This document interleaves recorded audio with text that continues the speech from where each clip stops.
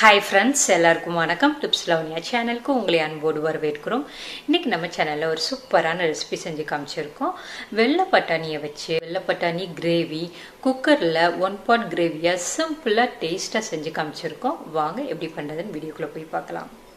நான் 1 கப் காஞ்ச பட்டாணி எடுத்திருக்கேன். பட்டாணியை 2-3 தடவை தண்ணி ஊற்றி நல்லா அலசினதுக்கு அப்புறமா தண்ணி ஊற்றி நைட்டு ஃபுல்லாக ஒரு 8 மணி நேரம் ஊற வச்சுருக்கேன். கிரேவி பண்ணுறதுக்கு தேங்காய் அரைச்சி ரெடியாக வச்சிடலாம். 1/4 கப் தேங்காய், சின்ன துண்டு இஞ்சி, 4 பல் பூண்டு, 1/2 ஸ்பூன் சோம்பு, 1/2 ஸ்பூன் கசகசா, 1 பட்டை, 2 கிராம்பு, 2 ஏலக்காய். இந்த மாதிரி நல்லா பேஸ்ட்டாக அரைச்சி எடுத்துக்கோங்க. அடுப்பில் ஒரு குக்கர் வச்சுட்டு ஒரு 4 ஸ்பூன் எண்ணெய் ஊற்றிக்கோங்க. எண்ணெய் நல்லா காஞ்சதுக்கு அப்புறமா இதில் ஒரு சின்ன பட்டை, ஒரு பிரியாணி இலை, 2 ஏலக்காய், 2 கிராம்பு, கல்பாசி, 1/4 ஸ்பூன் சோம்பு, கொஞ்சோண்டு கருவேப்பிலை, ஒரு பெரிய வெங்காயம் போட்டுட்டு இதை நல்லா வதக்கி விட்டுக்கோங்க.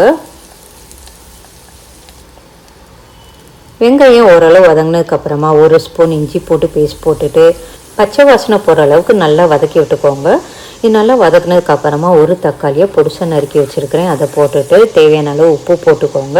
உப்பு போட்டுட்டு தக்காளியை நல்லா வதக்கி விடுங்க. தக்காளி நல்லா கூட்ட வர வரைக்கும் வதக்கிக்கோங்க.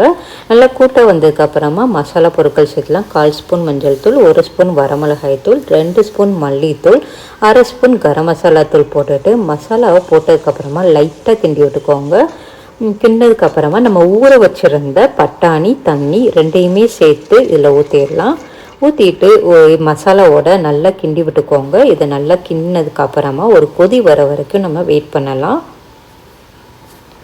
இது நல்லா கொதிச்சிருச்சு. நம்ம அரைச்சி வச்சுருக்க தேங்காய் விழுதை ஊற்றிட்டு ஒரு கரண்டியை வச்சு நல்லா கிண்டி விட்டுறலாம். இது கிண்ணதுக்கப்புறமா குக்கர் மூடியை போட்டு 3 அல்லது 4 விசில் வர வரைக்கும் வேக விட்டுக்கோங்க. குக்கரில் ஆவி போனோடனே மெதுவாக ஓப்பன் பண்ணி பாருங்கள்.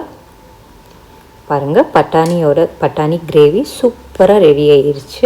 இதை ஒரு கலக்கி விட்டு பட்டாணியை எடுத்து அமைக்கி பாருங்கள் வெந்துருச்சான்ட்டு.